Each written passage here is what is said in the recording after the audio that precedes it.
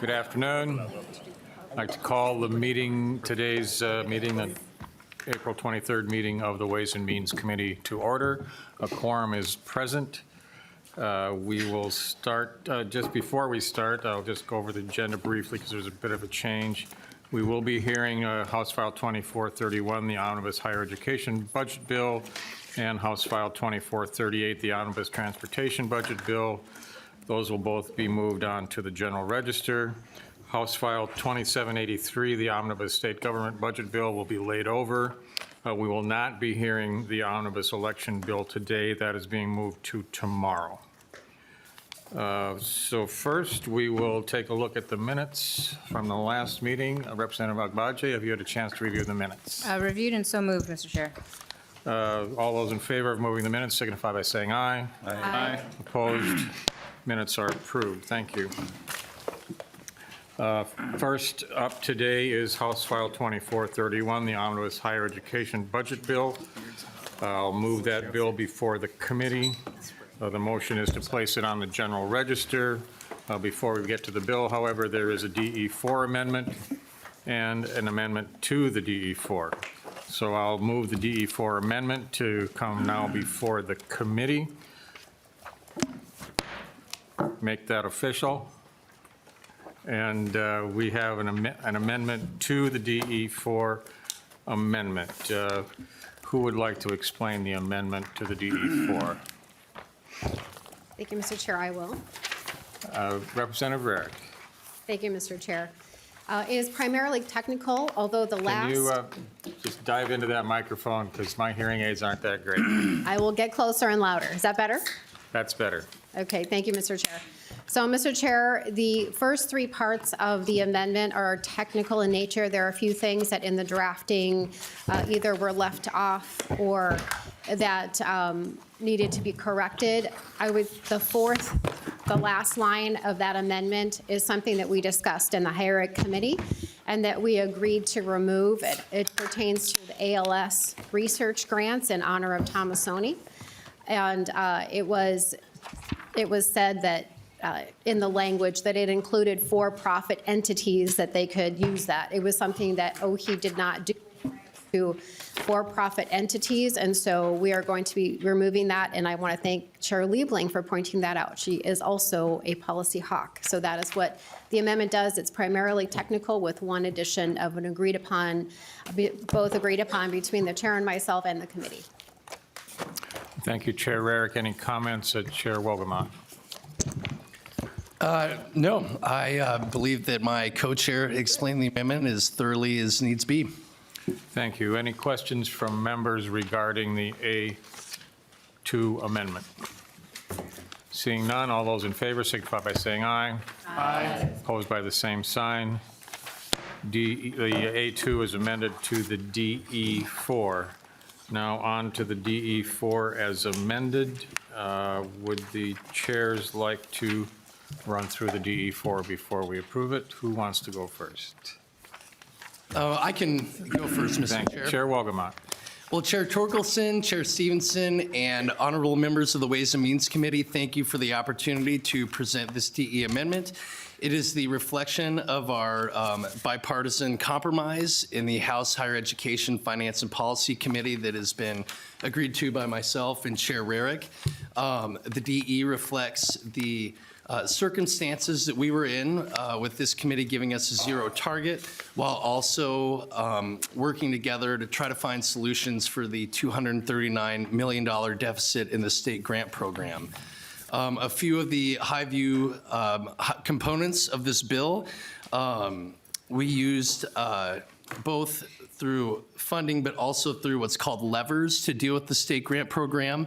It caps the state grant to match tuition increases at Minn State and the University of Minnesota schools at 1%, treats the assigned family responsibility for students with the negative student aid index as 0. It reduces the limit of 180 credits for coverage of the state grant to 120 credits. It eliminates 4 Office of Higher Education programs as well as cuts funding to others. It continues funding to 38 Office of Higher Education programs. It cuts funding to the University of Minnesota and Mayo Partnership, the Mayo Medical School, and the Mayo Family Medicine residency programs, and it redirects the, as Co-Chair Rarick mentioned, the ALS funding money from the University of Minnesota to the Office of Higher Education. Those are a few of the components of this, Mr. Chair, but I'm sure that my esteemed co-chair can provide further insight to this amendment. Thank you, Chair Wolgamott. Chair Rarick. Thank you, Mr. Chair. Yeah, so he went through the high-level points of that. I think what's important to understand is that we prioritize students and families to make sure that they could go to college and have as much paid for as possible. I'm very happy about a component of the cap on tuition. And so it's very hard to kind of put some parameters around what happens at the institutions. And this is one way we can have some control over tuition. So if the University of Minnesota raises their tuition more than 1%, the state grant will not cover that. We're hoping that that's an incentive that they don't raise it more than 1%. We will see. Right now, I think in the last year, they had a 4.5% increase in tuition, and they continue to have high increases in tuition.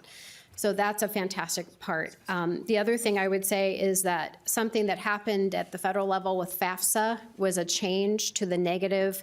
So a number could go negative for the student aid index, and it caused literally the state grant money to go out like a fire hose. It was intense. It was a lot. In some cases, it was more than $1,500 going out just in cash. And let me tell you what happened with some of that cash being on the fraud committee.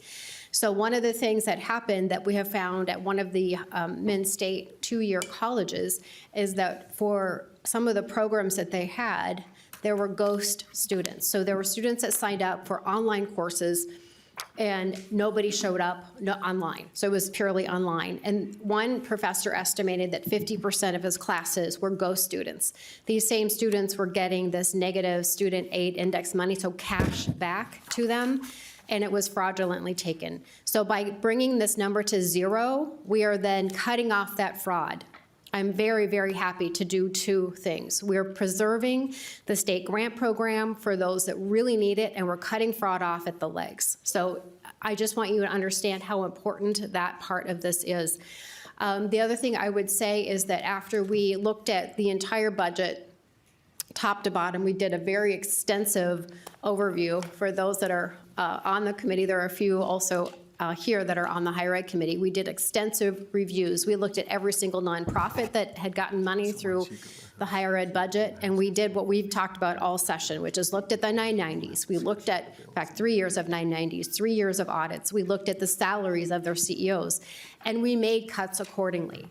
So there are cuts to the budget that are specifically related to that overview. And when we found exorbitant salaries of CEOs and their staff, we cut that appropriation. So I'm very proud to say that we are actually doing that as well. So the other thing I would say is that cuts are not easy.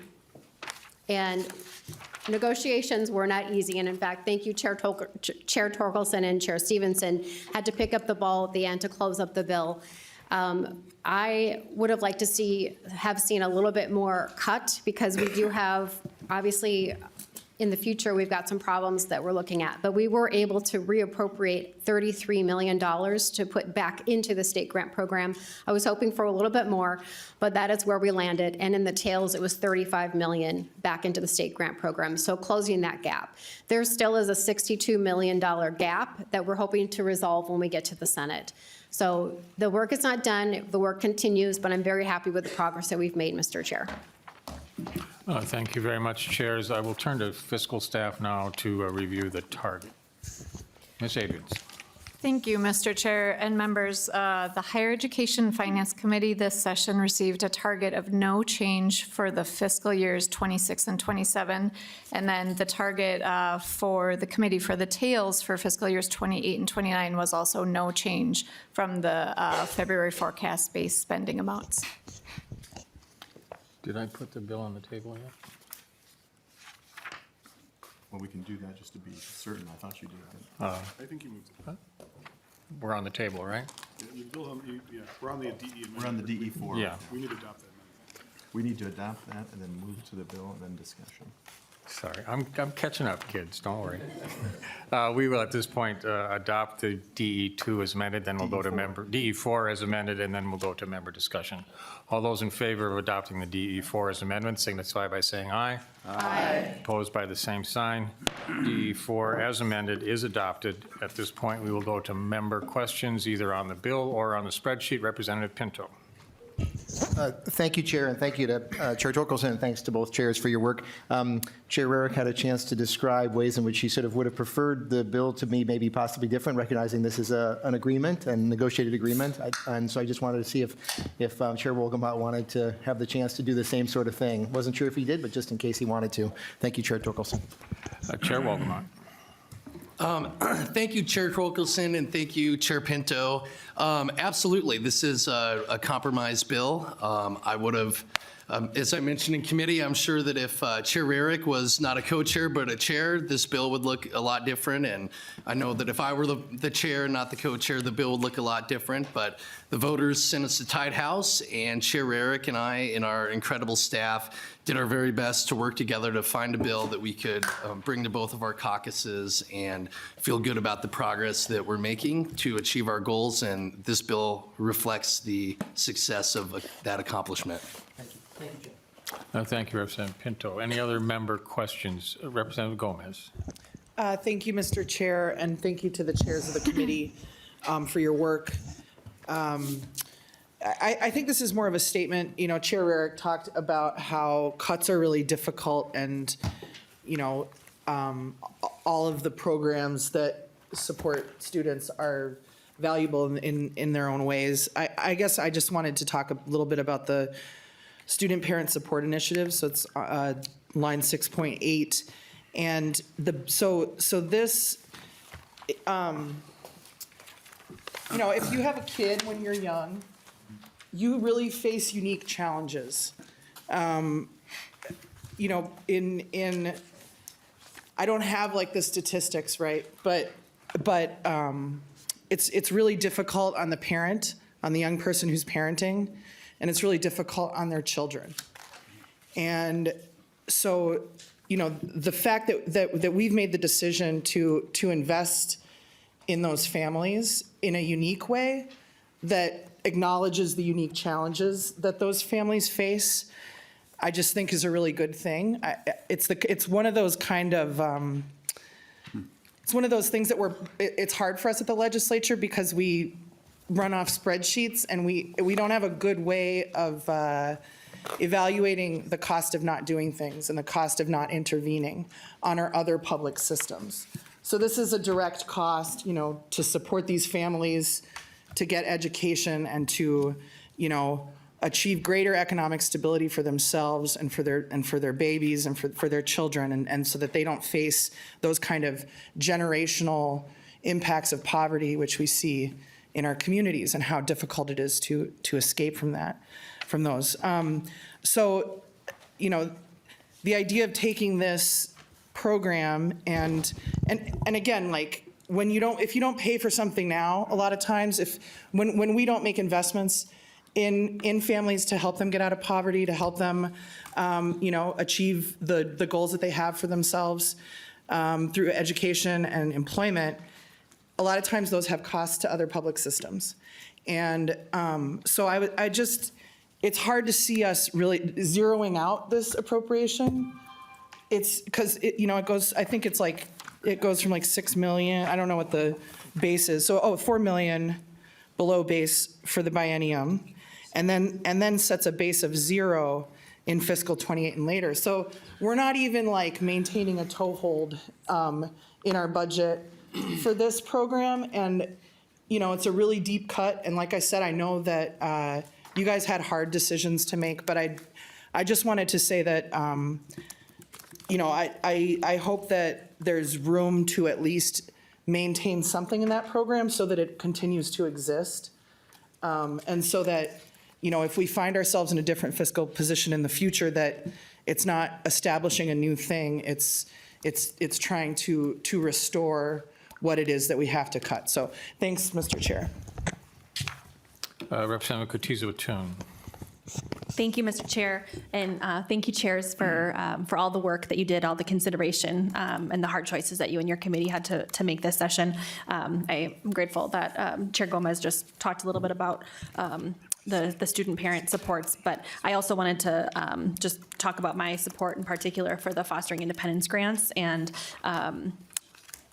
I know that they're receiving base funding, so I really appreciate that there weren't cuts in that area.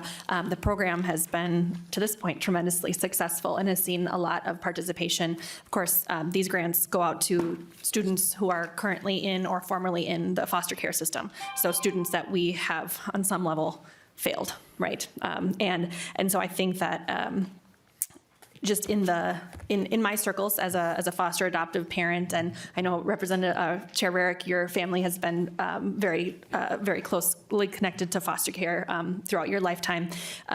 We all, I think, share that responsibility and the support for those children. And I think, I hope that going forward we can continue to find money to increase this particular grant program, because these kids, the data is really scary if we don't make the investments necessary, if they don't have access to earlier interventions in their young lives, if they aren't able to be adopted out of the system, if they don't have those important connections, the data around homelessness, the data around suicide, those sorts of things really end up kind of leading them down a scary path. And so I think that I just really wanted to say that I appreciate that there weren't cuts made in that area, and that hopefully we can continue moving forward into the future to make sure that all of those kids have access to the opportunity to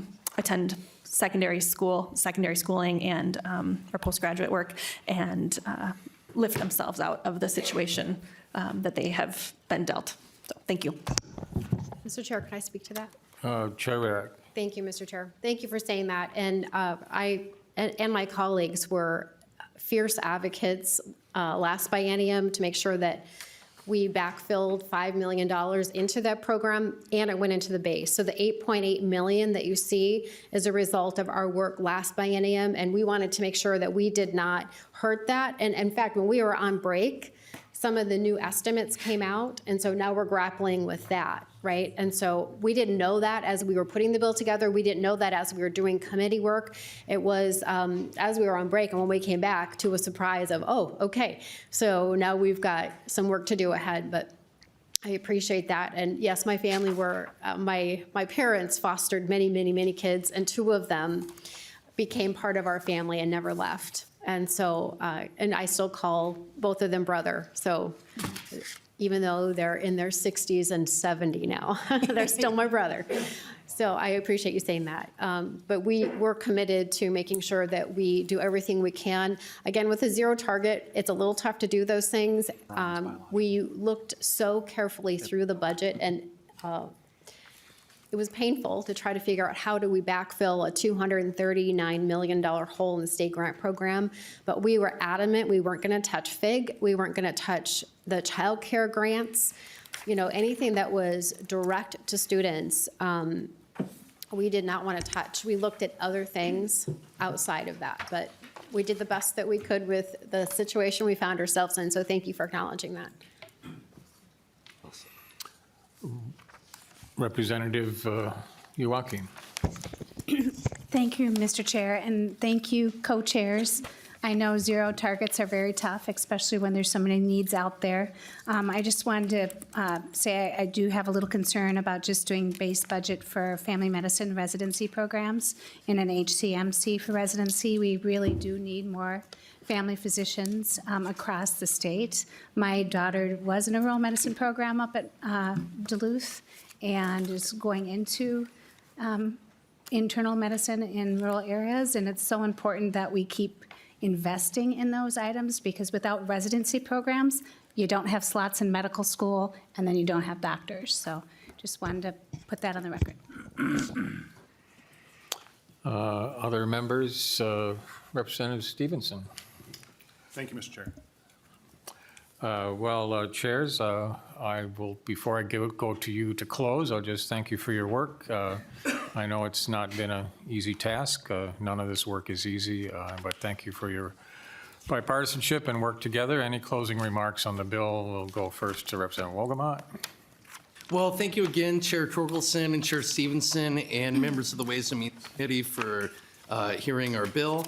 Again, I just want to thank Co-Chair Rarick for her partnership in this session. As we've said, not easy. We do have differences of perspective on things, but I'm really proud of this bipartisan bill that is before you, and we look forward to continuing to work together to do good things for our committee as we go on the floor and into conference and into final passage. So thank you again to Co-Chair Rarick, and thank you, Mr. Chair. Co-Chair Rarick. Thank you, Mr. Chair. I just want to thank Representative Joachim because we actually really dug deep into those budgets for all the residency programs. We did deep dives onto everything, but in particular, I had Hennepin Health come back because they only got 10 minutes at the end of committee, and it just wasn't enough to really understand their need and how they use the money. And so I actually had them come back. So I just want you to know that we spent a lot of time, more time than probably has ever been done, all those residency programs, all of them, to really do a deep dive and understand how they function, what they use the money for, how many folks they train. So I hear you, and we understand it. And I was kind of expecting Chair Wolgamott to talk about a new program that's starting up in the St. Cloud area with CentraCare. So the one thing that was added to this budget, the only thing, is a new residency program up in St. Cloud with CentraCare. It's a partnership between the University of Minnesota and CentraCare. So hopefully that'll give you some solace. The other programs that you mentioned are very good programs, which is why they are not cut. They did a really great job in their presentation, even though one had to come back and do it twice. But thank you for that. And I would just say that, stay tuned because we will be debating and working with the Senate to try to come up with an even better bill. So I look forward to that process as we move from here to the floor and then to the Senate, to conference committee. Thank you, Mr. Chair. Seeing no further discussion, the chair moves that House File 2431 as amended be placed on the general register. All those in favor signify by saying aye. Aye. Opposed? The motion prevails and House File 2431 as amended is placed on the general register. I also ask that nonpartisan staff may make any technical changes that are necessary to reflect the will of the committee. Thank you. Next item on the agenda is House File 2438, the Omnibus Transportation Budget Bill. Chair moves House File 2438. Chair moves House File 2438 to be placed on the general register. Welcome co-chairs to the committee. Why don't we go ahead and hear about your bill? Who wants to go first? Mr. Chair, do we want to introduce the bill, or Let's do the amendment first. The amendment. Who wants to explain the amendment? Thank you, Mr. Chair. I Chair- appreciate. Chair Koznick.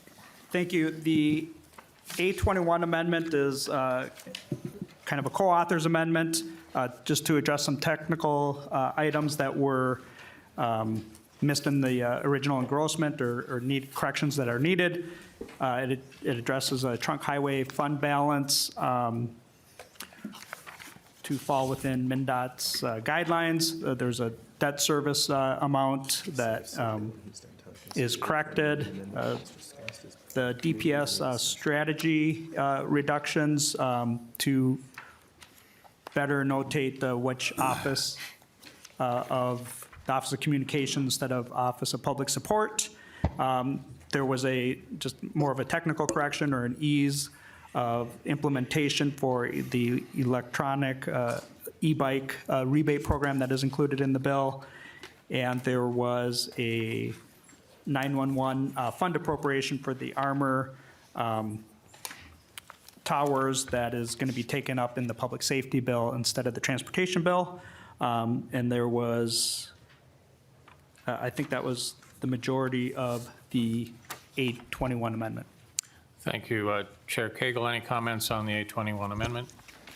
I think the only thing is with the e-bike rebate, what the clarification on that is that they're going to verify income after the lottery. And so it saves some administrative time for the folks over at UR. Thank you, Chair Cagle. The 821 is before us. Any member questions on the 821 amendment? Seeing none, all those in favor of the 821 signify by saying aye. Aye. Opposed? The 821 amendment is adopted to the bill. To the bill now, Chair Koznick, would you like to go first? Thank you, Mr. Chair and committee members and members of the public. Chair Cagle and I worked hard in committee and in putting together a bill. I think it's a balanced bill that makes our roads safer, helps us design and maintain our roads smarter, and also makes our transportation system more sustainable. Keeping in mind a couple factors as we put our finance pieces of the bill together is that currently transportation is facing a $1.1 billion per year funding maintenance gap. That means that just to maintain our current system, we are short $1.1 billion a year according to the department. And then also the other factor is traditionally there's trunk highway bonding that's included in a bonding bill. And with the budget situation that the state is facing in the ongoing this year and in the tails with the deficit, the bonding cap that the bonding committee is experiencing, we made reallocations to offset some of the pressure on the bonding committee. And so there are projects included in the bill that reduce the demand on the bonding committee by over $100 million.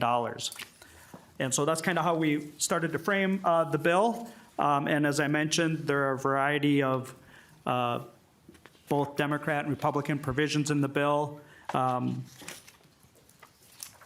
don't want to guess I didn't name them off. We can stand for questions, but there's a lot of good stuff for everybody in the bill. And I do understand that there, as all the bills that are coming forward, there are other things that maybe cause a little heartburn for some members. But overall, I believe it's a balanced transportation bill that keeps us moving forward. Thank you, Chair Koznick. Chair Cagle. Thank you, Mr. Chair. So just some of the quick highlights from kind of my perspective of the bill. We were able to keep Metro Mobility whole, so there was no cuts. We were able to keep EV infrastructure in place. We got some money to the Duluth Airport for their air tower. We were able to protect safe roads to school, and one of the other things that we were able to do is make sure that we were able to bond against the sales tax for Metro Council, so they're able to start building out some of the capital projects. We were able to protect active transportation, and we were able to get some of the e-bike policy changes around that. We were also able to get some traffic calming safety to Minneapolis, as well as continue the Empowering Small Communities program. And so those are just kind of some of the highlights for our end.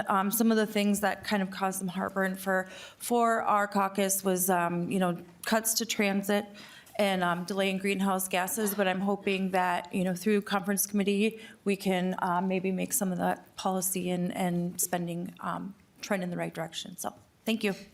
Thank you, Chair Cagle. This time I'll turn to nonpartisan staff for review of the target. Thank you, Mr. Chair and members. The Transportation Finance Committee received a target of no change from the February forecast-based spending in both the 26 and 27 fiscal year biennium, as well as the fiscal year 28-29 biennium. Thank you. We'll now move to member discussion of House File 2038 as amended, 2438 as amended. Representative Nash. Thank you, Mr. Chair, and to either of the authors. It's my understanding after perusing the bill and talking to some folks that there's still some discussions going on between MnDOT, the asphalt advocates, that there's some discussion going on about some of the language in your bill. Could you maybe detail that a little bit more and maybe give us some thoughts about where that is dispositionally before this gets all wrapped up? Representative Koznick. Thank you, Chair Nash. There is, as I mentioned earlier, there's provisions in this bill that I think make it smarter on how we maintain our highway system. Part of that is a resilient pavement program, and it's intended to be materials neutral, whether it's concrete or asphalt. And by building smarter, investing a little bit more early on, we can double the life of the programs. It's actually a Chair Cagle provision that I support. In terms of the discussion, we've had it in the bill, had a hearing, had it in markup, and will continue to meet with stakeholders. But at this point, there is no agreement on changing the language that's in the bill. So we're going to proceed with what we have and have had. But we will continue to talk to stakeholders, and if there's a agreement on different resolution, I'd be happy to hear it. Representative West.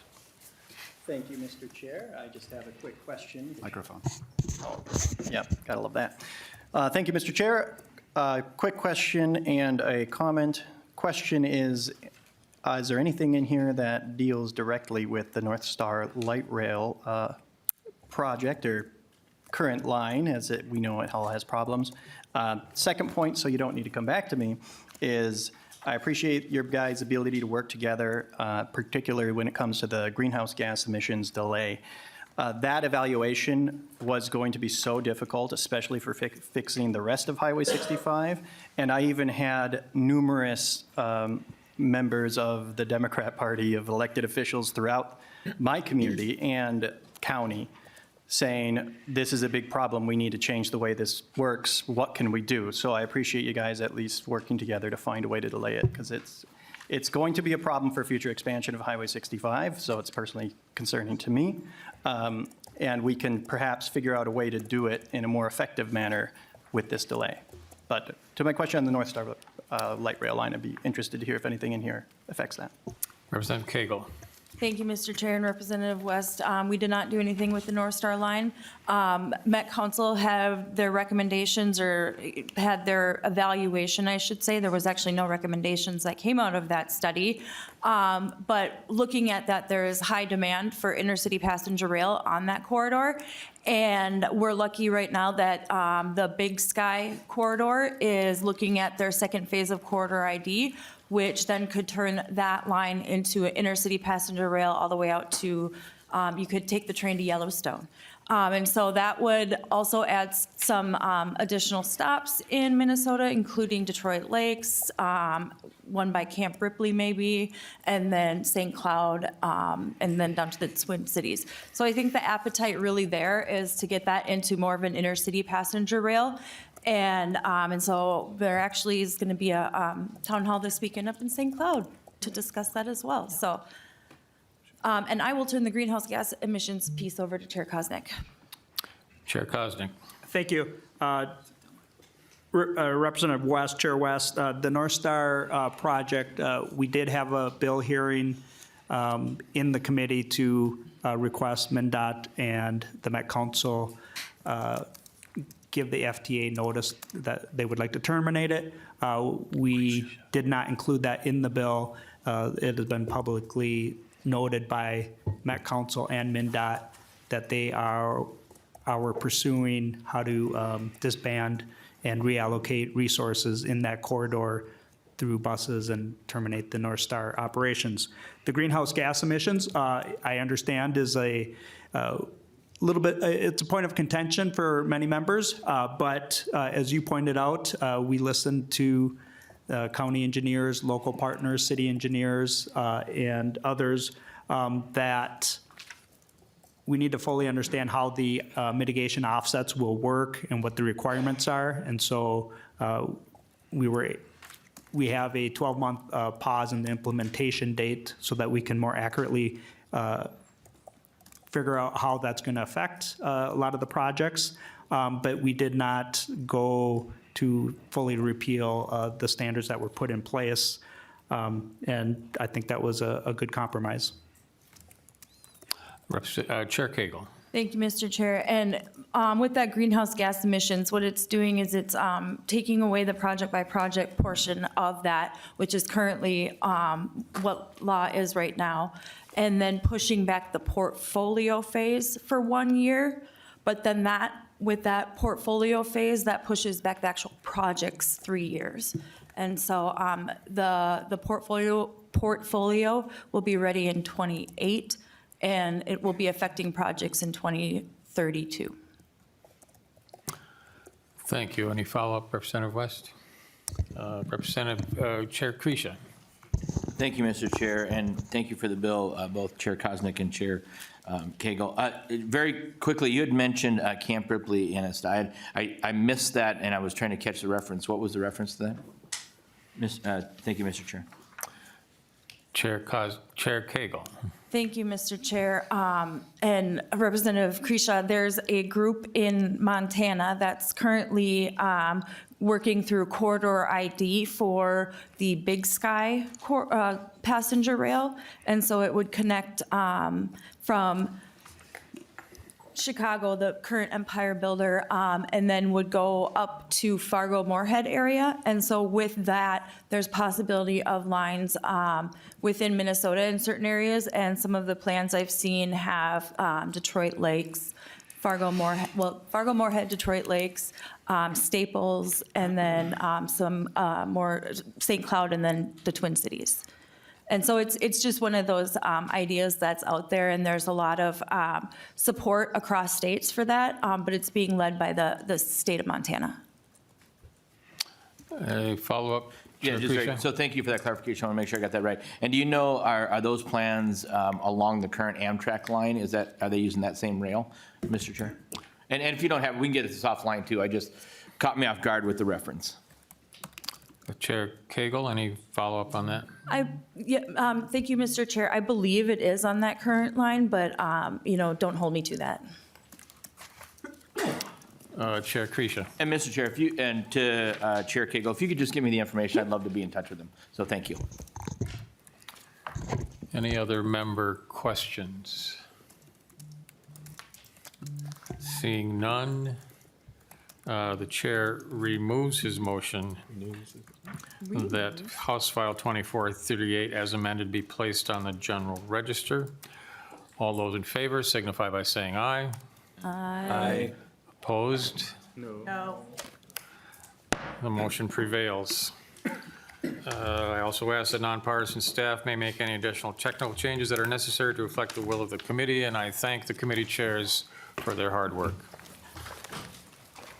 The last bill is this one, 2783, the state bill. Where am I at here? Oh, 2783. 2783, there's an A4 amendment. I like that. So we're going to get 2783 committee, and then we'll just And this is being laid over, right? This is being laid over.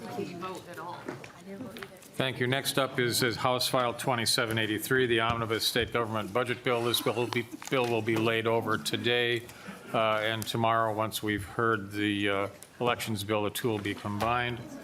We do have an amendment to the 2783. I bring the bill before us and ask for explanation of the A4 amendment.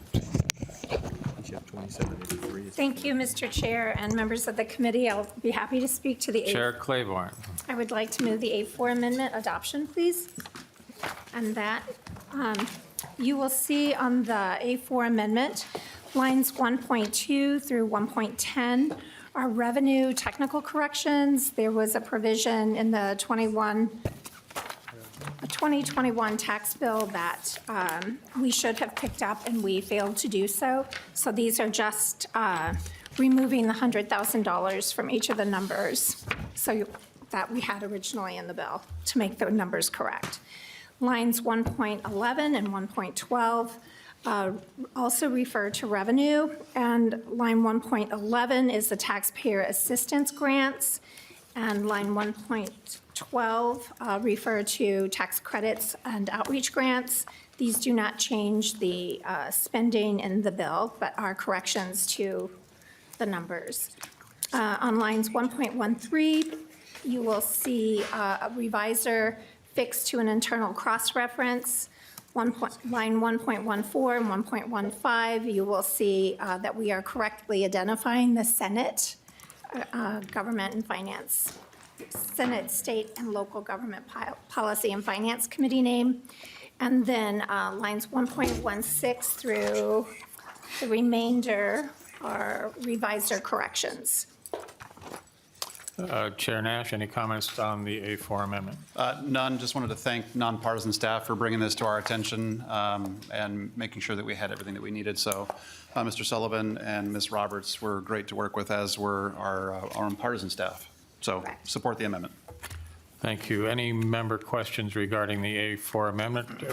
Chair Gomez. Thank you. I guess I just wonder if I could ask nonpartisan staff, this is the first I'm hearing about the changes to the tax statutes, to the taxpayer outreach assistance grants. And so I'm just wondering if this makes the state gov bill a tax bill. I don't, No. it's the first I'm hearing about it, so. That we would not do. No. Thank you. Please identify yourself for the record and go ahead with your presentation. Mr. Chair, members, I'm Helen Roberts from the House Fiscal Staff.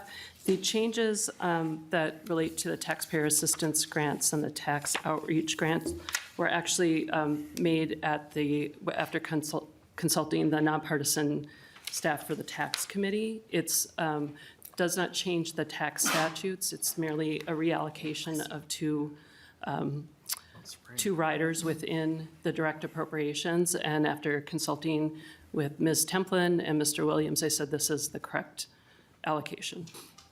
Any follow-up, Tax Chair Gomez? I just should have known our amazing staff are all over it. So thank you so much for that, Ms. Roberts and Mr. Chair. I appreciate it. Thank you. Any other member questions regarding the A4 amendment?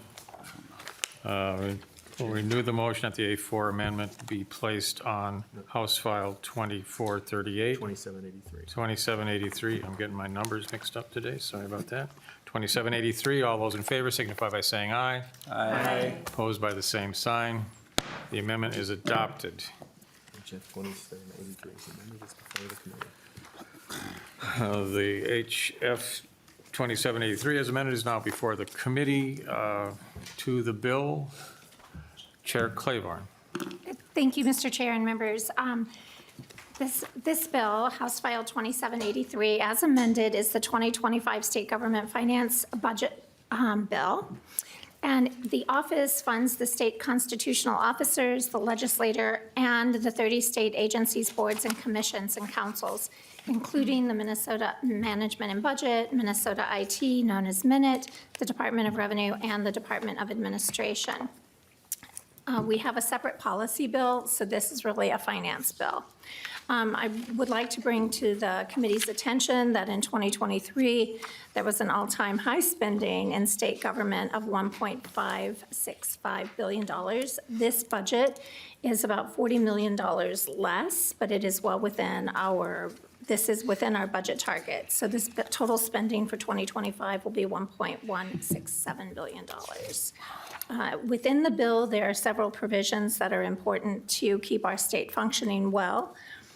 There is an extension to a prior appropriation that has to do with finishing the work on the Capitol Mall. There is an extension for the Cutwell project for the Mississippi River at St. Anthony Falls. There are several provisions that deal with anti-fraud legislation, including bills that are from both sides of the aisle. There's an inclusion of a business filing fraud prevention act, which was carried by Representative Ryer. There is a healthy aging sub-cabinet, which is part of the Legislative Task Force on Aging that was held for the last 2 years. There are also changes to the Certified Public Accountant Standards. Representative Joy's state lottery retail provisions are included. Representative Kraft's transit assistance program is included. There is an advanced deposit wagering provision to help keep our resourcing industry free of drugs. And then Representative Nash, or Chair Nash, has also several reports that are in this bill as well.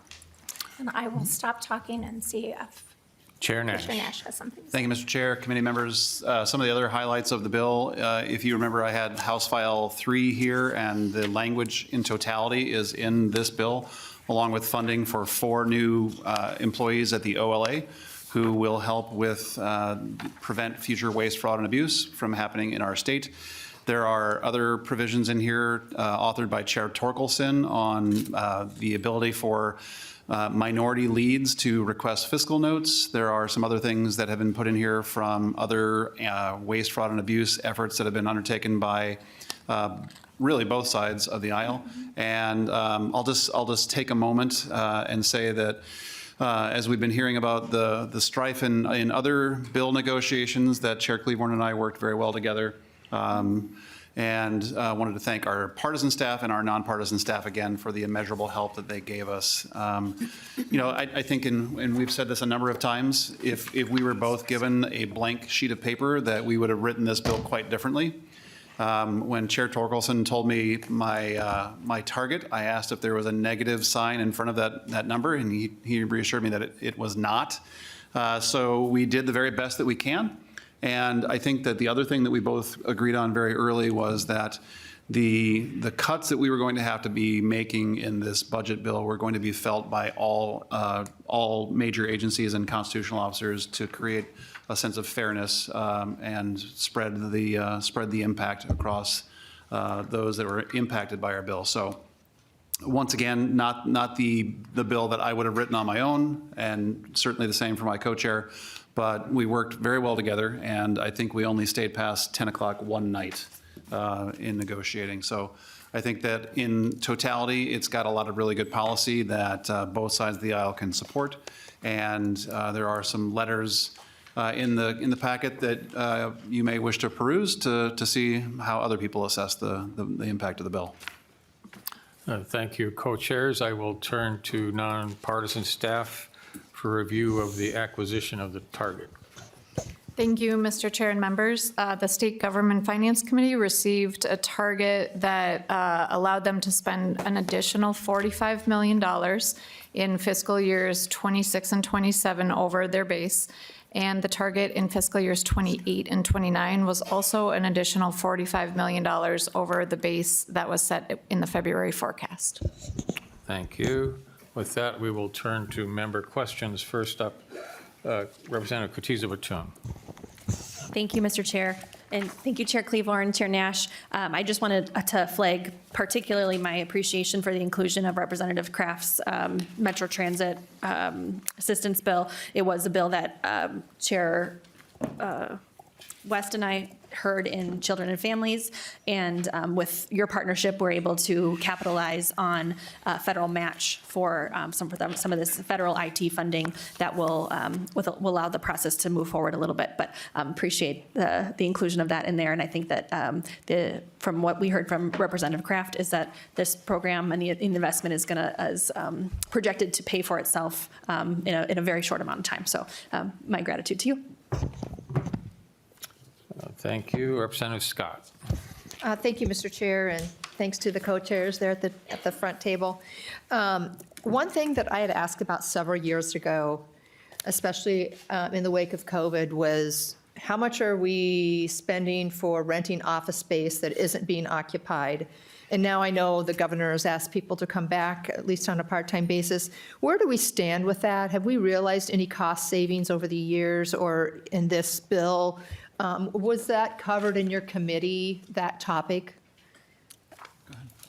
Representative Chair Klevorn. Yes, I would say, and I'm not sure if management and budget is in the room that could actually, or admin, who could actually answer the total savings for you. But yes, there has been a significant reduction in the use of office space.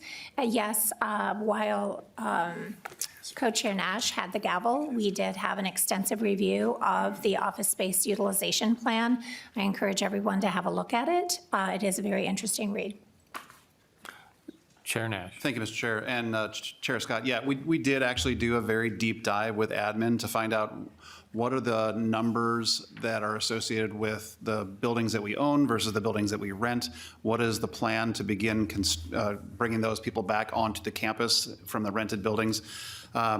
not something that we want to belabor with here because it's a very long report, but I'd be more than happy to get you a copy of that. And as we heard from admin, there was already underway an effort to begin pulling those people into campus-owned buildings. And we were very grateful for that. And I think in some of the work that we've done together, that may actually accelerate some of the migration back to the campus because the operating increases that were requested were not funded at the levels that they were asked for. So that's going to facilitate, I think, people moving back to campus more quickly than they may have previously. But I will make a point to get that to you as well. Thank you, Mr. Chair. I'd appreciate that. That's all. Chair Pinto. Thank you, Mr. Chair, and thanks to both the chairs for your work. My question actually, Torkelson, is actually for you about the bill because it's a provision that is yours. I had not realized about your bill regarding minority fiscal notes, and I was not in the State Gov Committee, so didn't hear the discussion. I just wanted to just get a comment from you. I had been concerned about that proposal, just wondering that if you have the minority lead able to bring a request. I know as it is, it's hard for agencies to get fiscal notes out as quickly as we may want them to. It tends to be a really fraught process, and then to have a minority lead make requests, I'd be worried that it would actually delay fiscal notes for on bills that are actually have a chance of getting a hearing. I just want to get your comment, Mr. Chair, as to that. 'Cause I will admit I had concerns when that was first proposed, and I was sort of surprised to notice it was in this bill, and just want to get your comment about the merits of that. Well, thank you, Chair Pinto. I'm actually going to turn it over to Chair Nash. Yeah, thank you, Mr. Chair. And Chair Klevorn and I actually wanted to get an answer to this, and in consulting with different fiscal staff, the number is really a de minimis number, that it was not of an impact that really impacted the budget at all. So in consultation with fiscal staff, and then predicting the number of times that would actually be done, it wound up concerning neither of us to the point where it raised a question mark. So, and just in practice, I think that allowing the minority lead, speaking as somebody who's been the minority lead in recent years, to be able to request a fiscal note in advance of the bill coming to committee is just good practice. Follow up. Yeah, I would like to just add on to that for a moment, just so everyone is clear. We were told it would be probably about 5 a year because it would be the substantial bills that are moving and probably not more than that. I would say to you that if I saw that it was being abused, or if whoever sits in this chair in future years saw that it would be abused, then I would think we would need to reconsider that provision. Follow up, Chair Pinto. Yeah, I'll just say it sounds like there's not a formal limit, so I suppose one could imagine the 5 a year could end up expanding, though I suppose as I'm thinking it through, there's a natural check there because, of course, the majority's in the majority, so if the majority's finding the minorities abusing it, the majority will probably just take it away. So anyway, that's helpful background from the chairs, and thank you, Chair Torkelson. Well, thank you, Chair Pinto. The only thing I'd add is that the sooner fiscal notes are requested, the better. If there's going to be one requested, if it's done sooner in the process, that it works to everyone's advantage and gives us a better chance of actually getting those fiscal notes in a opportune moment in time. So with that, Chair Mueller. Thank you, Mr. Chair. I was just a little confused by something you said, Chair Nash, so I'm looking for some clarity around the return to the office program. First, I'll just say not everybody agrees with that. I certainly know people who took jobs as state employees and they lived quite a ways out because they were told those jobs would be fully remote. As we saw during COVID, people can work remotely and efficiently and effectively. So there are a lot of issues surrounding that. I do know of somebody as well, for her little division, she said, now we have to order all these office chairs and it's gonna cost $300,000 just to get our chairs that we need. And so I thought I heard you say that the return to office would actually save money, and I just wanted to get some clarity around that because I'm not understanding how that would work. Chair Nash. Yeah, thank you, Mr. Chair, and both Chair Klevorn and I will address this. Just to point out, Chair Mueller, we are not pushing what the governor had suggested as the return to work plan. What I was referencing was a plan that already existed within admin to begin looking at rented spaces that were not on campus, and that made sense to bring people back onto the campus to balance within the open spaces that we had in the different buildings across campus. So I've made it abundantly clear that the governor's decision to have people return to campus was on his own, and that we were not going to implement that on his behalf. But I was referencing the plan that admin already had. I think it was 2 years prior to this, to today, that it actually had been undertaken to look at rented spaces in perhaps St. Paul or other places. The agreements that were made, we have nothing to do with that at all. That's all. I would refer you to the governor's office. And I would just like to Chair Klevorn. Thank you, Mr. Chair. I would like to reiterate, the state employees have been working. It's not a return to work. We were talking about making sure that we are utilizing state space that we own to the best of our ability to utilize that space, period. That's it. And whether or not people return to office for business needs, that is not a decision we would get involved in. Follow-up, Chair Mueller? Thank you, Mr. Chair. That was really helpful clarification. Thank you. Thank you. Chair Varick? Thank you, Mr. Chair. So I was going to ask you something that I don't see in the bill, and maybe it's coming in the policy bill or maybe a standalone, but you haven't talked anything about the state employee contracts, and they have a huge impact on the state budget. And I've served on the subcommittee on employee relations, I think for 12 years now. I've actually lost track and was just reassigned to it again. But since the subcommittee on employee relations power was gutted, essentially, there's very little power left. Most of it resides within your committee. Was there any conversation at all about the state employee contracts and the impact on basically the state budgets? The last contracts that came forward were a 5.5 in the first year of the biennium and 4.5 in the second year of the biennium, just across the board raises. And then there were many, many other raises of other types and other benefits beyond that, depending on the contract. But I'm wondering if there was any conversation about that, especially with the looming $6 billion deficit down the road. Chair Klevorn? Thank you, Mr. Chair, and I will address the question first, since I was chair when we revised that policy. What state government does is we assign the agencies a budget. We are responsible for saying, what is our target? How much of this will be allocated to what agency? The agency are the professionals who know the work that they do, and they must negotiate their contracts within the budget that they are given. In the subcommittee, employee relations subcommittee that you were referencing, when looking back at that work, very seldom, I don't believe in the history for the period that I reviewed, has the legislature ever interfered with those contracts. But what it did is those contracts were left in limbo until a certain time period had passed. So people didn't know if their raises were actually going to be their raises, if their insurance was actually going to be their insurance. So we, as co-chairs, say, this is the budget you get. Operate your agency as the professionals that you are within the budget you have. And that's how we leave it. Thank you. Follow-up, Chair Varick? Thank you, Mr. Chair. I think Representative Nash or Chair Nash had something to say as well. Chair Nash? Actually, I don't. Oh, okay. I read his, so then I would like to say something.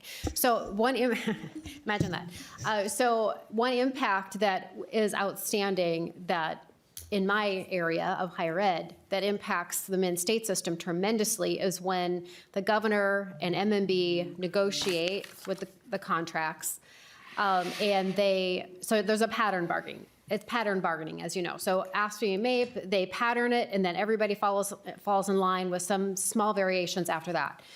That also impacts our Min-State system, and some even in the University of Minnesota, but primarily Min-State. And it throws our budget out of whack so terribly. In fact, so much so that there was a news release that talked about that they may have to raise tuition by 9% to accommodate whatever they don't know is going to be the state employee contracts that come forward, because they don't have control over all of their employee contracts. They have some, but not all. And the ones that they don't have control over really inflate their budgets. And so that is why the question, and those are things, when I was the chair of the subcommittee on employee relations, we got to dig into all that and have those conversations. And no, we did not have the vote to stop a contract. But we definitely had influence and had voices into those contracts and have those concerns. And when the Subcommittee on Employee Relations doesn't meet, which it hasn't met in quite some time, then that opportunity is lost. And I just want to put that on the record, that it's a more complex issue, and maybe you and I can talk about this offline, but it's a very complex issue, and I'd like to see the full authority back in the Subcommittee on Employee Relations so that we can have these full vettings and have that conversation, because apparently you haven't talked about contracts yet. And it's a little, I mean, it would be nice if MMB and the governor's office negotiated contracts within those parameters, but that doesn't always happen. And it does not happen at Min-State. Thank you. No comments? I would just say I would be Chair happy. Klevorn. Thank you, Mr. Chair. I would be happy always, Chair Eric, to have conversations with you and to learn from your experience. Thank you. Thank you. I do have a question myself regarding a small item in the bill, but it's the St. Anthony Falls study for the cutoff dam. I see that's been delayed by a year. Do you have any more information on that? Yeah, thank you, Mr. Chair. That was a provision that was in last year's bill, and the work has not been concluded, and therefore we extended the deadline for it. There is no additional appropriation. Yeah, go, and I can't read right-handed, so go ahead. Chair Klevorn. Thank you. As you know, working in a natural environment, there are natural hazards. And if everyone will recall, we had very, very heavy rains in the beginning of last That's year. what that says. Rain. Okay. Yeah. And so the work was delayed. They couldn't do it because of the heavy rain and being able to keep the workers safe. So the project was delayed. And so this is not a new appropriation. It just allows them to continue to use the appropriation previously granted, weather permitting.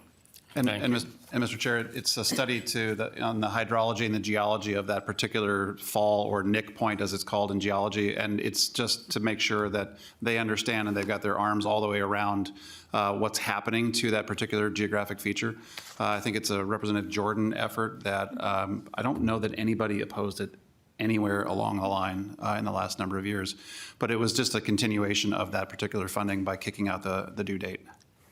No, thank you for that. Well, just for members' information, it's an underwater dam that was installed a long time ago, and nobody really knows what shape it is actually in, and should it fail, we would have a catastrophic situation in downtown Minneapolis. So just curiosity, that's all. Chair, if I may say, 15 communities rely on that cut wall for their water, as does the airport. And so if it fails, not only would we have rapid erosion, as we saw in Rapidan, that's failure this year, but it would be catastrophic to people having availability to clean water. So thank you. Thank you. Any other member questions or comments to the bill? Representative Cagle. Thank you, Mr. Chair. So I know we've had some conversations about the Minnesota Advisory Council on Infrastructure. Can you show me, is that under the admin? Representative Klevorn. Thank you. Actually, you will see that in the repealer. I believe it's in the repealer. Something here at the end.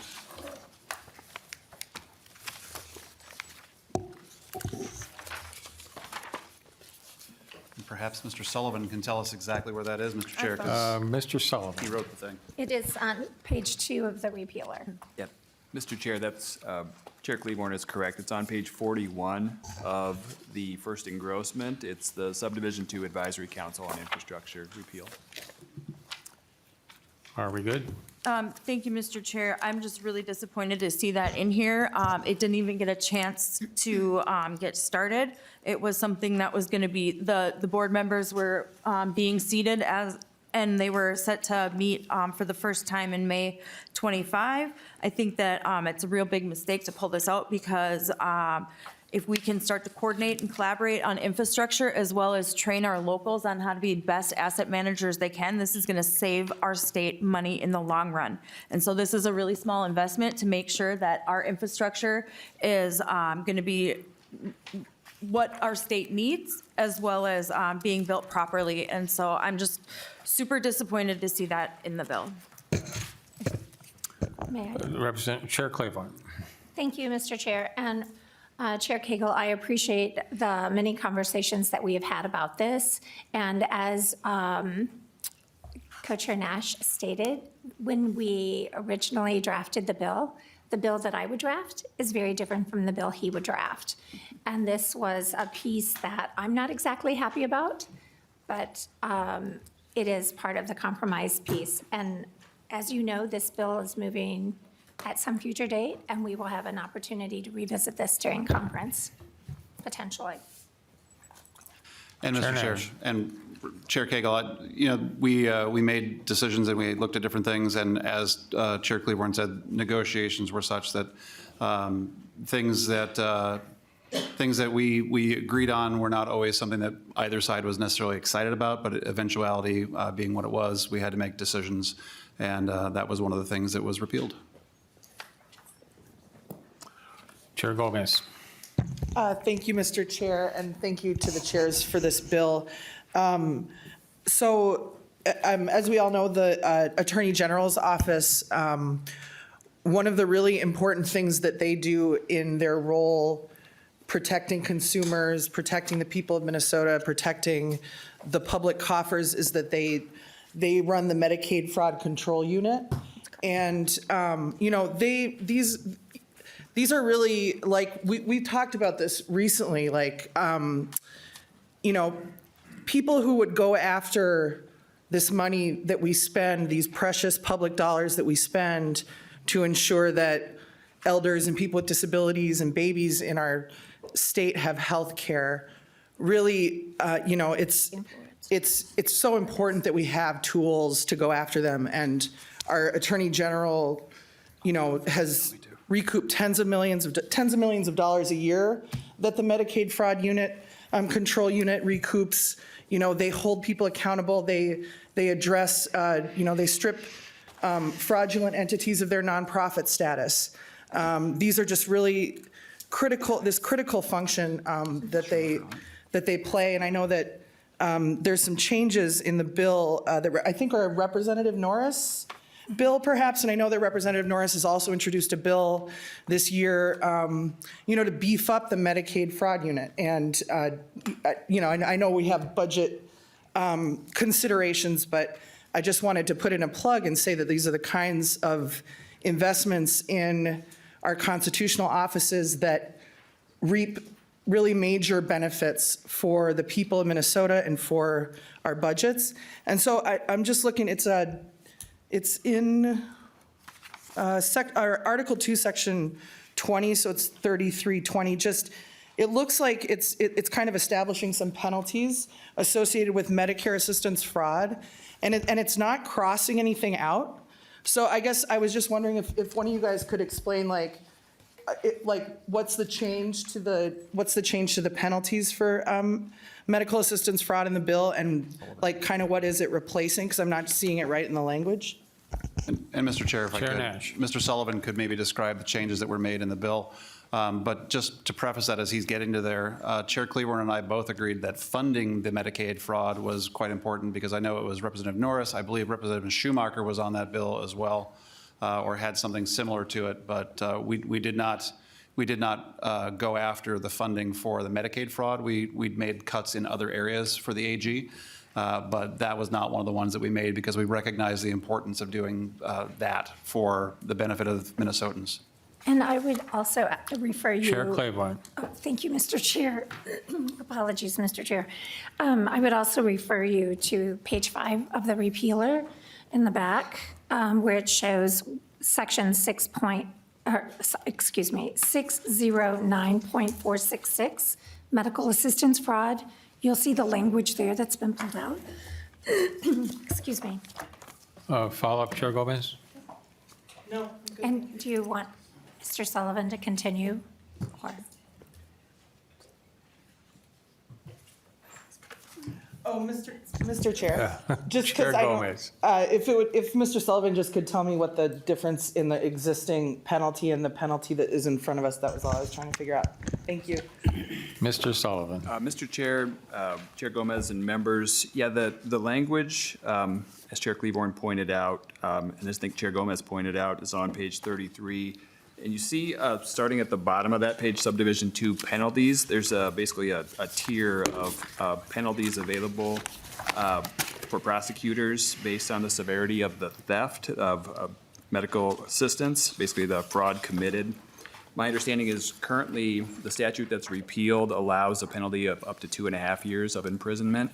And you'll see that the most a person could be imprisoned for under the new medical assistance fraud statute is up to 20 years if the amount that was obtained fraudulently is more than $35,000. Thank you, Mr. Sullivan. Any Mr. more Chair. questions, Chair Gomez? Or comments on that? Chair Claiborne? Thank you. And I just wanted to make it really clear, in talking with the Attorney General's office about this, these are criminal actors. These are not people who've made a simple mistake. These are criminal elements who go after our systems and defraud our state. So that's who would be penalized under this. Thank you, Chair Claiborne. Chair Mueller. Thank you, Mr. Chair. Is there a fiscal note for the Department of Corrections for that? Chair Claiborne. Not to my knowledge. I don't believe that we have one. No. Chair Mueller. Thank you, Mr. Chair. I don't know if nonpartisan staff can tell us if there's going to be a cost to corrections for that, because we can barely even keep lights on right now with our operating adjustment and target. Mr. Sullivan. Mr. Chair and members, I can't speak to the fiscal note piece, but I do know that Representative Norris's bill, House File 2354, it was previously heard before state government in both Public Safety and the Judiciary Committee. Chair Mueller. Thank you, Mr. Chair. Yeah, I know we heard it, but if we're going to enact this law and there's going to be a cost to the Department of Corrections, we need to know that, and we need to know who's covering that. So hopefully you can work with the co-chairs to get that information. Thank you. I appreciate you bringing that to our attention. Any other member questions on this bill or the spreadsheet? Seeing none, House File 2783 as amended is laid over. Thank you, chairs, for your work. We'll return to that tomorrow, I believe, to merge it with the elections bill.